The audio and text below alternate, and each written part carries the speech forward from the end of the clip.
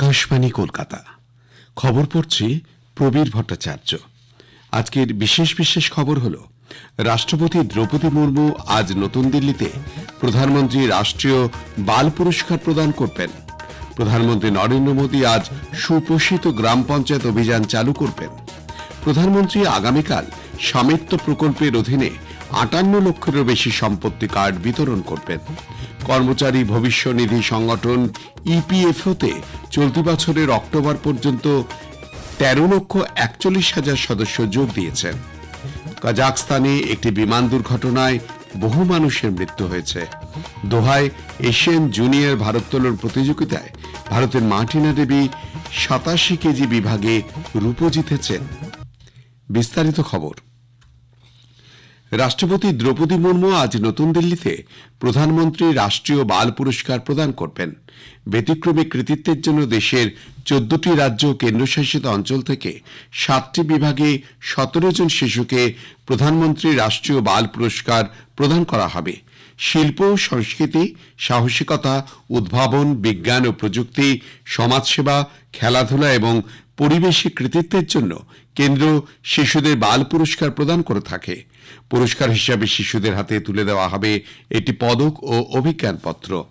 প্রধানমন্ত্রী নরেন্দ্র মোদী আজ ভারত মণ্ডপমে বীর বাল দিবসে অংশগ্রহণ করবেন এবং এই উপলক্ষে একটি সমাবেশে ভাষণ দেবেন। প্রধানমন্ত্রী আজ সুপোষিত গ্রাম পঞ্চায়েত অভিযান চালু করবেন। এর লক্ষ্য পুষ্টি সম্পর্কিত পরিষেবার বাস্তবায়ন জোরদার করার মাধ্যমে শিশুদের পুষ্টির ফলাফল এবং সুস্থতার মানকে আরও উন্নত করা। দিনটির তাৎপর্য সম্পর্কে সচেতনতা বাড়াতে এবং তরুণ সম্প্রদায়কে যুক্ত করতে দেশজুড়ে বিভিন্ন উদ্যোগও চালানো হবে। মাইগভ এবং মাই ভারত পোর্টালের মাধ্যমে কুইজ সহ একাধিক অনলাইন প্রতিযোগিতার আয়োজন করা হবে।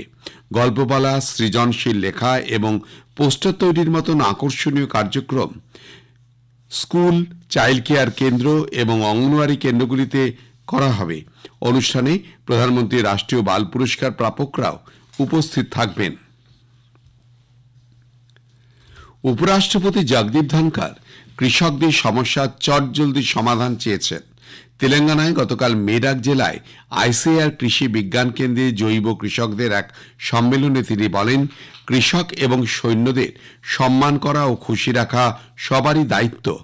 তিনি বলেন, সরকার এবং বিজ্ঞানীদের কৃষকদের কল্যাণে অগ্রণী ভূমিকা নেওয়া দরকার। প্রধানমন্ত্রী নরেন্দ্র মোদী আগামীকাল স্বামিত্ব প্রকল্পের অধীনে ৫৮ লক্ষেরও বেশি সম্পত্তি কার্ড বিতরণ করবেন।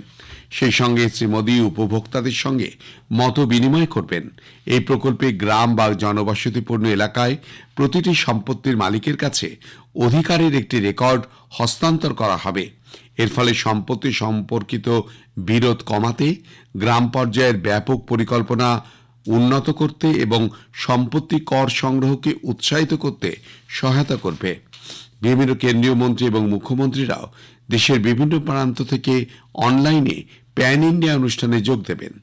নতুন দিল্লিতে সাংবাদিকদের সঙ্গে কথা বলার সময় পঞ্চায়েতি রাজ সচিব বিবেক ভরদ্বাজ বলেন যে প্রকল্পের অধীনে প্রায় ৩,১৭,০০০ গ্রাম ড্রোন পরিদর্শনের মাধ্যমে জরিপ করা হয়েছে এবং ১,৩৭,০০০ কোটি বর্গমিটারের বেশি আবাসিক জমির মানচিত্র তৈরি করা হয়েছে। তিনি আরও বলেন যে এ পর্যন্ত প্রায় ২ কোটি সম্পত্তি কার্ড বিতরণ করা হয়েছে। কর্মচারী ভবিষ্য নিধি সংগঠন ইপিএফওতে চলতি বছরের অক্টোবর পর্যন্ত ১৩,৪১,০০০ সদস্য যোগ দিয়েছেন। কেন্দ্রীয় শ্রম ও কর্মসংস্থান মন্ত্রক বলেছে, ক্রমবর্ধমান কর্মসংস্থানের সুযোগ, কর্মচারীদের সুবিধা সম্পর্কে সচেতনতা বৃদ্ধি এবং ইপিএফওর কার্যকর প্রচার উদ্যোগের জন্য সদস্যতা বৃদ্ধির কারণ বলেই মনে করা হচ্ছে। চলতি অর্থ বছরের অক্টোবর পর্যন্ত প্রায় ৭,৫০,০০০ নতুন সদস্য নথিভুক্ত হয়েছে।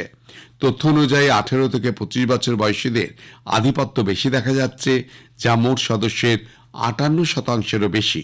দেখা যাচ্ছে যে প্রায় ১২,৯০,০০০ সদস্যপদ বাতিল করেছেন এবং পরবর্তী সময় ইপিএফওতে পুনরায় তারা যোগদান করেছেন।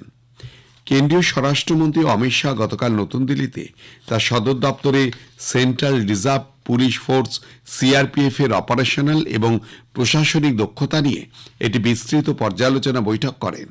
এক সোশ্যাল মিডিয়া পোস্টে শ্রী শাহ বলেন যে বামপন্থী উগ্রবাদের বিরুদ্ধে প্রচার, দুর্যোগে ত্রাণ কাজ বা দেশের অভ্যন্তরীণ সুরক্ষা কাজে সিআরপিএফ জওয়ানেরা এগিয়ে রয়েছেন।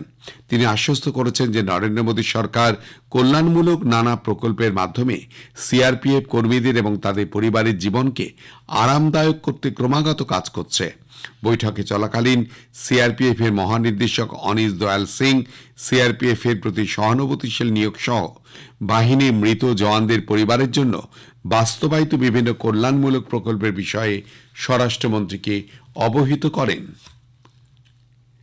ভারতের আবহাওয়া বিভাগ আইএমডি হিমাচল প্রদেশ, পাঞ্জাব, জম্মু কাশ্মীর এবং লাদাখের কিছু অংশে শৈত্যপ্রবাহ থেকে তীব্র শৈত্যপ্রবাহ পরিস্থিতির পূর্বাভাস দিয়েছে। আবহাওয়া দপ্তর সূত্রে জানা গেছে যে হিমাচল প্রদেশ, পাঞ্জাব, হরিয়ানা, চণ্ডীগড়, দিল্লি, উত্তরপ্রদেশ, বিহার, ওড়িশা, আসাম, মেঘালয় এবং রাজস্থানে আগামী 3 থেকে 4 দিনের মধ্যে রাতে এবং সকালে ঘন কুয়াশা পড়তে পারে। হিমাচল প্রদেশ, পাঞ্জাব, হরিয়ানা, চণ্ডীগড়, উত্তরপ্রদেশ, রাজস্থান, মধ্যপ্রদেশ, বিদর্ভ, ছত্তিশগড়, মধ্য মহারাষ্ট্র, মারাঠওয়াড়া এবং গুজরাটে 2-3 দিনের মধ্যে বজ্রবিদ্যুৎ সহ হালকা থেকে মাঝারি বৃষ্টি হতে পারে। উপকূলীয় অন্ধ্রপ্রদেশ, ওড়িশা, তামিলনাড়ু, পুডুচেরি এবং করাইকেলের উপর আজ হালকা থেকে মাঝারি বৃষ্টিপাতের পূর্বাভাস রয়েছে। খবর শুনছেন আকাশবাণী থেকে। আমাদের সংবাদ শোনা যাবে ইউটিউব চ্যানেল আকাশবাণী সংবাদ বাংলা, ফেসবুক ও ইনস্টাগ্রাম আকাশবাণী সংবাদ কলকাতা এবং এক্স হ্যান্ডেল এআইআর নিউজ কলকাতাতে। কাজাখস্তানে একটি ভয়াবহ বিমান দুর্ঘটনায় গতকাল বহু মানুষের মৃত্যু হয়েছে। যাত্রীবাহী বিমানটি 70 জন যাত্রী নিয়ে উড়ান শুরু করেছিল বলে আজারবাইজান কর্তৃপক্ষ জানিয়েছে।